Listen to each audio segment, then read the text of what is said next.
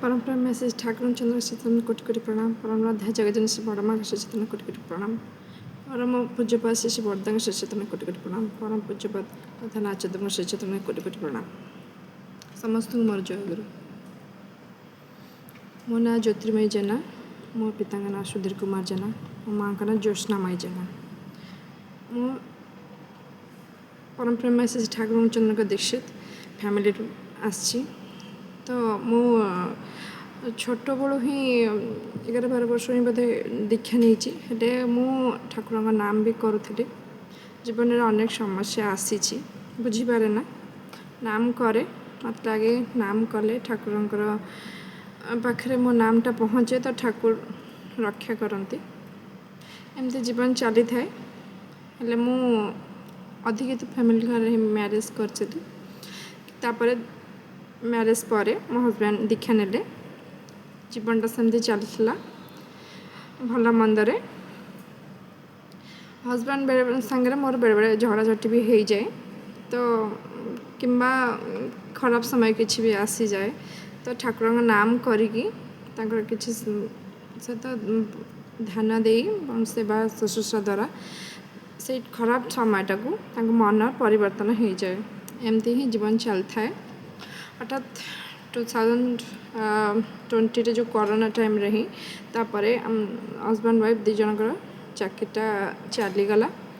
तापर भल चाकरी हम बोली मु अन्य आड़े पूजा पाठ कली तो चाकरी तो तांकर हैला किंतु भुवनेश्वर आम रोलु तो भुवनेश्वर ही न रही जो चाहूली से न हो अन्य जगार चाकरीटा हैला किंतु से चाकरी हेबा परे ही से बाहर रहिले जब भी घर को आसले एते मोर फैमिली सिचुएशन एते खराब रहिला जे टेंशन भरा रहिला जे सब बड़े मोर चाकरी नथिबारु मते खराब लागुथला कहीं ना हजबैंड आसिकी गंडगोल करुले तो एमती जीवन चली किंतु मत लगिला गोटे टाइम आसला एमती लगिला जे बाहागरटा मे भी भांगी जीवो किंतु किछि बुझी पारलिनी कौन करिवे से सिचुएशन ने। तो आचार्यमकर गोटे कथा मन पड़ला जे जितेबाला किसी भी माने बुझा पड़नी तो ठाकुर पाखे पूर्ण आत्मसमर्पण करने को तो ठाकुर ही जमती कहले आचार्यदेव जमती कहले द्रौपदी वस्त्र समय गोटे हाथ में वस्त्र रखी गोटे हाथ ठाकुर डाकिले ठाकुर शुणु ना दी हाथ धरी ठाकुर पाखे डाकला पर ही ठाकुर हेल्प करते।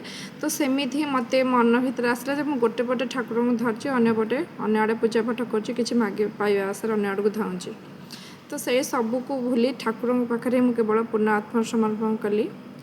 आप विश्वास करें जो दिन कली ठीक ता परदिन ही पेपर गोटे चाकरी बाहर सीवी रमन कॉलेज मत लगला यहाँ मोरी ही बाहरी कहीं ठाकुर बोटा मोरी ही बाहर कर झील बेले भी ठीक डिटो एमती सेम प्रोब्लेम होता माँ बापा थिला बेले माँ बापा चिड़चिड़ी होते कहीं पाठ पढ़ी घरे बसीचु किसी चाकरी करूँ कि करूँ तो से समय भी ठाकुर पाखे प्रार्थना करी परदिन ही सेमती पेपर बाहर किसी कॉलेज तो सेठी सेमती जॉइन करी इंटरव्यू देकी ठीक है एठी भी सेमती ही चाकरी बाहर मत लगला मोर पे इंटरव्यू देली मासे भितर जॉबटा हो गला।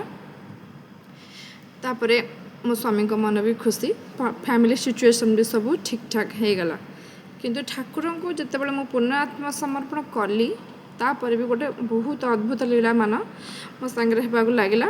ठाकुर गोटे प्रकार विश्वरूप देखा गले भी कहले भी चलो एक प्रकार विश्वरूपर मु उपलब्धि कली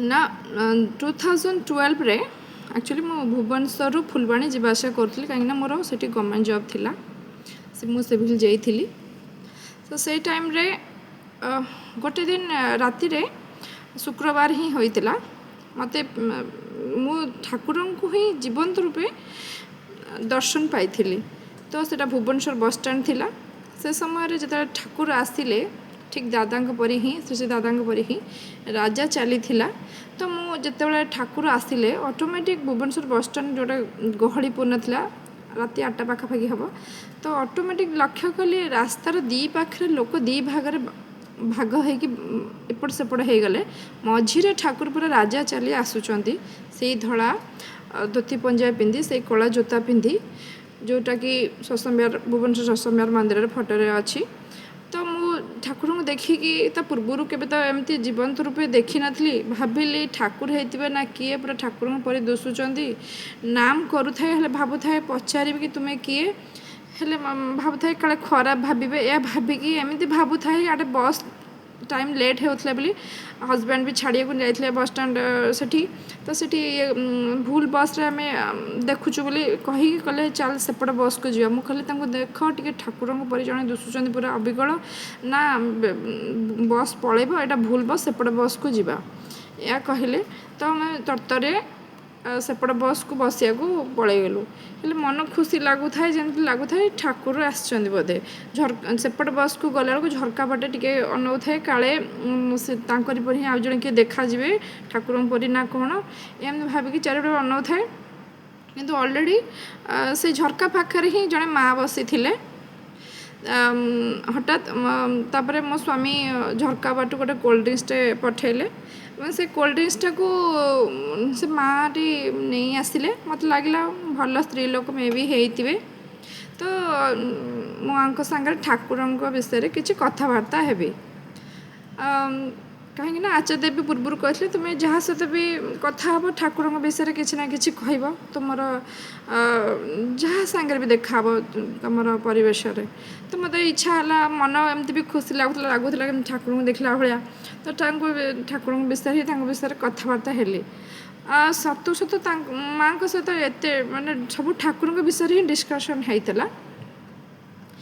ଆଉ ଠାକୁର ସିଏ ଆକ୍ଚୁଆଲି ସେ ମା' ଜଣକ ଆଉ କେହି ନଥିଲେ, ସେ ଠାକୁର ହିଁ ଥିଲେ।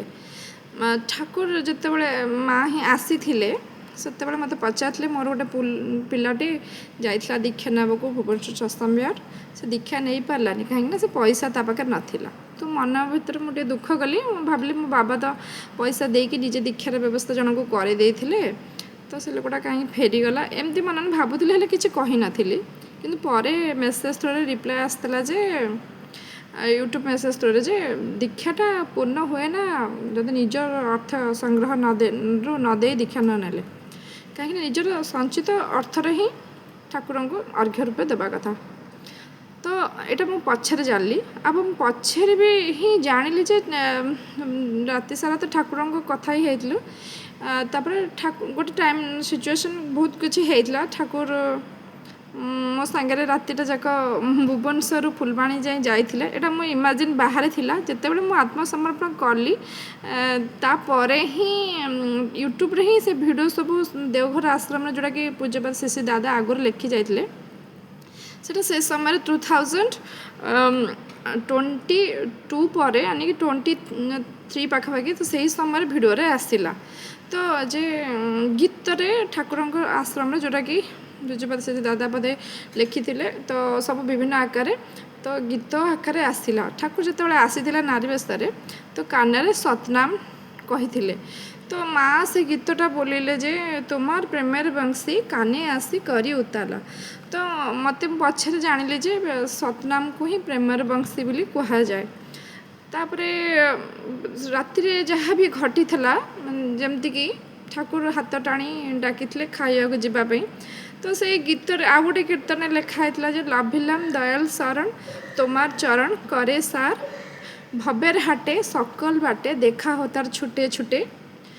ତ ସେଇ ଗୀତରେ ସକଳ ରାତିଟା ଯାକ ଠାକୁର ଥିଲେ ବୋଲି ସେଇ କୀର୍ତ୍ତନରୁ ଜାଣିଲି। ମୁଁ ଶେଷରେ ବି ଭାବିଲି ବି କାଳେ ଠାକୁର ହେଇଥିବେ, ତାଙ୍କ ଶ୍ରୀଚରଣ ଟିକେ ଦର୍ଶନ କରିଦିଏ।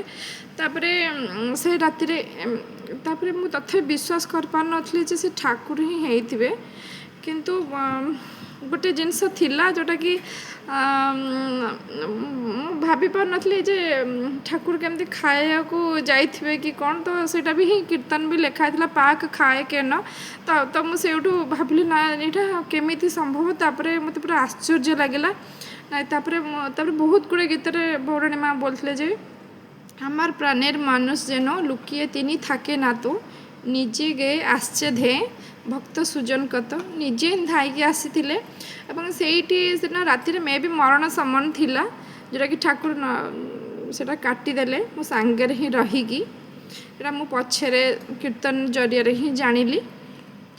এবং এটা এতে আশ্চর্য লাগলা সেটা যেତେବେଳେ ଆକ୍ଚୁଆଲି ସେ କୀର୍ତ୍ତନଟା ଆସିଲା ମୁଁ ଶିବରାମ କଲେଜ କ୍ୟାମ୍ପସ୍ ଭିତରେ ହିଁ ଥିଲି ଏବଂ ସେଇ ଟାଇମ୍ରେ ହିଁ ମୁଁ କହିଲି ଯେ ହେ ଠାକୁର ମୁଁ ତୁମକୁ ଦେଖିପାରୁନି ହେଲେ ତୁମେ ମୋତେ ଦେଖିପାରୁଛ ଏତିକି କହିବା ମାତ୍ରେ ହିଁ ଚତୁଃପାର୍ଶ୍ୱରେ ପୁରା ଶିବରାମ କଲେଜ କ୍ୟାମ୍ପସ୍ ଭିତରେ ହିଁ ପୁରା ଜୋରସୋରରେ ପବନ ବହିଲା ଏବଂ ଗୋଟେ ଅପୂର୍ବ ଶିହରଣ ପୁରା ମୁଣ୍ଡରୁ ଦେହ ଯାଏଁ ପୁରା ଭରିଗଲା ମାନେ ଏଇଟା କ'ଣ ଥିଲା ଏତେ ସୁନ୍ଦର ଏତେ ବଢ଼ିଆ ଲାଗୁଥିଲା ପୁରା 1.5 ଘଣ୍ଟା ପାଖାପାଖି ପୁରା ଭରିଗଲା ମାନେ ବାନ୍ଧିଲା ଭଳିଆ ରହିଲା ମୁଁ ଚାହିଁଲେ ବି ସେଥିରୁ ବାହାରି ପାରୁନଥିଲି ଏବଂ ଧୀରେ ଧୀରେ ମାନେ ଯେତେବେଳେ ଯିବା ସମୟ ହେଲା ମୁଁ କହିଲି ଠାକୁର ଇଏ କ'ଣ ଏତେ ସୁନ୍ଦର ଲାଗୁଛି ମାନେ ଯିବା ଟାଇମ୍ ହେଲାଣି ମୋର ଯିବା ବେଳ ହେଲାଣି ମୋତେ ଛାଡ଼ନ୍ତୁ ଏହା କହିଲା ପରେ ଦେହ ନର୍ମାଲ୍ ହେଇଗଲା ହେଲେ ତାପରେ ବି ବହୁତ ଗୁଡ଼େ ପ୍ରୋବ୍ଲେମ୍ ବି ଆସୁଥିଲା ହେଲେ ଠାକୁରଙ୍କୁ ଯେହେତୁ ମୁଁ ଆତ୍ମସମର୍ପଣ କରିଦେଇଥିଲି ଦେଖିଲି ମୋ ଲାଇଫ୍ର ଛୋଟ ଛୋଟ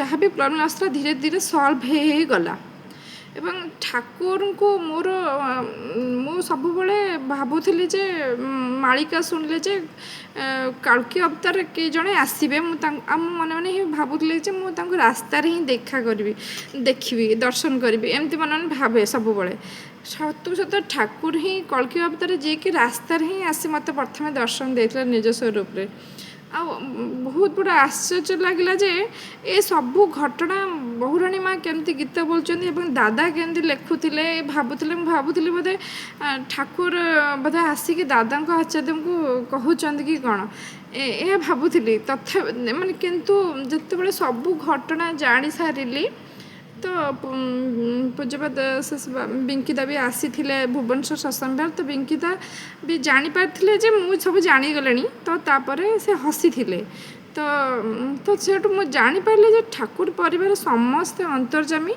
ଆଉ ଠାକୁରଙ୍କ କୀର୍ତ୍ତନରେ ବି ବହୁତ କିଛି ଲେଖା ହେଇଛି ଯେମିତି ଅସୀମ ତୁମେ ସସୀମ ହୋଇ ଏସେଛ ଧରାଏ ମାନେ ଠାକୁର ପରିବାରରେ ମୋତେ ଲାଗିଲା ଠାକୁର ହିଁ ବାରମ୍ବାର ଜନ୍ମ ହେଉଛନ୍ତି କାହିଁକିନା ବହୁତ ଗୁଡ଼ିଏ ଅଲଗା ଅନୁଭୂତି ବି ହେଲା ଠାକୁର ଅନ୍ତର୍ଯାମୀ ବୋଲି ମୋତେ ବହୁତ ଗୁଡ଼ିଏ ଅଲଗା ପ୍ରକାର କାହିଁକିନା ମୋର ଲାଇଫ୍ର ସିଚୁଏସନ୍ର ଯାହା ବି ଘଟିଥିଲା ସବୁ ସିଚୁଏସନ୍କୁ ନେଇକି ହିଁ ମାନେ କେମିତି କେଜାଣି ଠାକୁର ବୁଝିବା ସେ ଦାଦା ସବୁ ଗୀତ କୀର୍ତ୍ତନ ଆକାରରେ ଲେଖିଛନ୍ତି ଏବଂ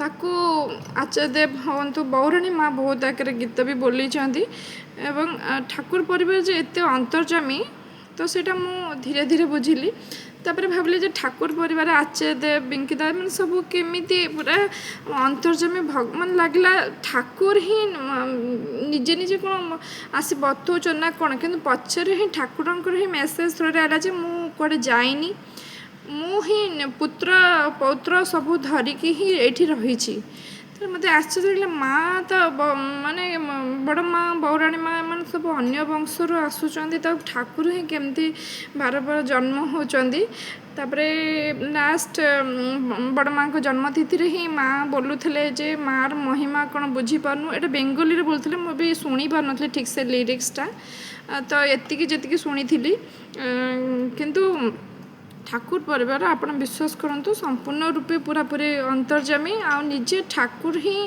ଜନ୍ମ ହେଉଛନ୍ତି ଏଇଟା ବୁଝିବା ବଡ଼ କଷ୍ଟ କାହିଁକିନା ସେ ତ ସହଜରେ ଧରା ଦିଅନ୍ତିନି ହେଲେ ମୋତେ ଧରା ଦେଇଛନ୍ତି ଏତେ କଷ୍ଟରେ ଆଉ ଯେଉଁ ଆଚାର୍ଯ୍ୟଦେବ ଯେଉଁଟା କହିଛନ୍ତି ଜଗନ୍ନାଥଙ୍କର ହାତ ନାହିଁ ଗୋଡ଼ ନାହିଁ ହେଲେ ତୁମକୁ ହିଁ ଜଗନ୍ନାଥଙ୍କୁ ସମ୍ପୂର୍ଣ୍ଣ ରୂପେ ଧରିବାକୁ ପଡ଼ିବ ତାହେଲେ ତୁମେ ଯାଇକି ମାନେ ତାଙ୍କ ଠାକୁରଙ୍କ ଅସ୍ତିତ୍ୱ ବିଷୟରେ ଜାଣିବ ତ ମୋତେ ସେଇଟା ଲାଗିଲା ଯେ ଠାକୁରଙ୍କୁ ଆମେ ପୂର୍ଣ୍ଣ ରୂପେ ଆତ୍ମସମର୍ପଣ କଲା ପରେ ହିଁ ଠାକୁର ସେ ସବୁ କିଛି ଜଣାଇଥିଲେ ଯେଉଁଟାକି ୟୁଟ୍ୟୁବ୍ ଜରିଆରେ ମେସେଜ୍ ଜରିଆରେ ଠାକୁରଙ୍କର ଆସିଥିଲା ତ ତାପରେ ହିଁ ଆସିଥିଲା କାହିଁକିନା ଠାକୁର ତ ଦର୍ଶନ ଦେଇଥିଲେ 2012ରେ ତାପରେ 2023ରେ ଆତ୍ମସମର୍ପଣ କଲା ପରେ ହିଁ ଠାକୁରଙ୍କ ଗୋଟେ ପ୍ରକାର ବିଶ୍ୱରୂପ କହିବାକୁ ଗଲେ ତାହା ଜାଣିବାକୁ ପାଇଲି କାହିଁକିନା ମୁଁ ଯେତେବେଳେ ଏପଟେ ସବୁ ଜିନିଷ ଜାଣୁଥିଲି ସେପଟେ ଦେଓଘର ଆଶ୍ରମରେ ବି କିଛି ନା କିଛି ମାନେ ଲୀଳା ମାନେ ଆଚାର୍ଯ୍ୟଦେବ କରୁଥିଲେ ଆଶ୍ରମରେ ମାନେ ମୋର ଲାଇଫ୍ର ବିଭିନ୍ନ ସିଚୁଏସନ୍କୁ ନେଇକି ତ ମୁଁ ସେଇଠୁ ଜାଣିଲି ଯେ ଠାକୁର ପରିବାର ପୁରା ଅନ୍ତର୍ଯାମୀ ସବୁ କିଛି ଜାଣନ୍ତି ସେ ଅସୀମ ହେଇପାରନ୍ତି ତ ମୁଁ ମୋର ଅନୁଭୂତିଟାକୁ ଆପଣଙ୍କୁ ଜଣାଇଲି विश्वास करुचे मोर अनुभूति अनेक लोक को प्रेरणा देव ठाकुर जीवन धरिक ग्रहण करने। हाँ मोर आ गोटे कथा इष्टभूति उपरे गोटे कथा कहना चाहूँगी। तो इष्टभूतिटा एक्चुअली सबु धर्म रे किछि एक चतुर्थांश हो एक दशमांश हो दिया जाए ठाकुर को, किंतु ठाकुर बहुत छोट आकार रे इष्टभूति आकार रे कहिसंती जोटा कि प्रतिदिन सखाळु कले ना प्रतिदिन भल पाइबार आवेगटा ठाकुर प्रति बढ़े, जोटा कि जिते भल पाइबा आवेगर आम ठाकुर को दबा सेते अनिष्ट खंडन हम एवं ठाकुर भी सेते बुझी पारिबा धीरे धीरे। तो से सब बुझला परे ही बिंकिता ठू स्वस्थनी एबे ग्रहण कली।